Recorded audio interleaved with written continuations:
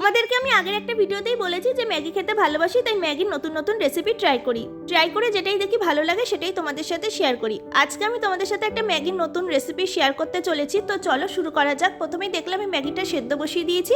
ম্যাগিটা সেদ্ধ বসিয়ে আমি একটা ম্যাগির সস রেডি করে নিচ্ছিলাম। ম্যাগির সসটা রেডি করার জন্য প্রথমে আমি মিক্সারের মধ্যে টমেটো আর রসুন দিয়ে দিয়েছিলাম। তোমরা চাইলে লাল লঙ্কার গুঁড়ো দিতে পারো, আমার ঘরে যেহেতু ছোটো বাচ্চা আমি সেজন্য দিইনি। তারপর ওটার একটা পেস্ট বানিয়ে একটা বাটির মধ্যে সেই পেস্ট, তার মধ্যে 2 চামচ টমেটো কেচাপ, 1 চামচ সয়া সস আর 1 চামচ ভিনিগার দিয়ে আমি একটা সস বানিয়ে নিয়েছিলাম। কড়াইতে তেল গরম করে তার মধ্যে দিয়ে দিয়েছিলাম পেঁয়াজ কুচি, গাজর আর ক্যাপসিকাম কুচি। একটু নাড়াচাড়া করে ওর মধ্যে ছোটো ছোটো টুকরো করে রাখা মাংস দিয়ে দিয়েছিলাম। দিয়ে নুন হলুদ দিয়ে ওটাকে ভালো করে ভাজা ভাজা করে নিয়েছিলাম মাংসটা সেদ্ধ হওয়া পর্যন্ত। তার মধ্যে আমি ম্যাগিটা অ্যাড করেছিলাম। তারপরে দিয়ে দিয়েছিলাম ম্যাগি মশলা আর সেই সসটা দিয়ে নাড়াচাড়া করে নামানোর আগে একটু ডিমের কুচি আর গোলমরিচের গুঁড়ো দিয়ে ভালো মতো নাড়াচাড়া করে নিয়েছিলাম। ব্যাস তৈরি হয়েছিল, খেতেও অসাধারণ।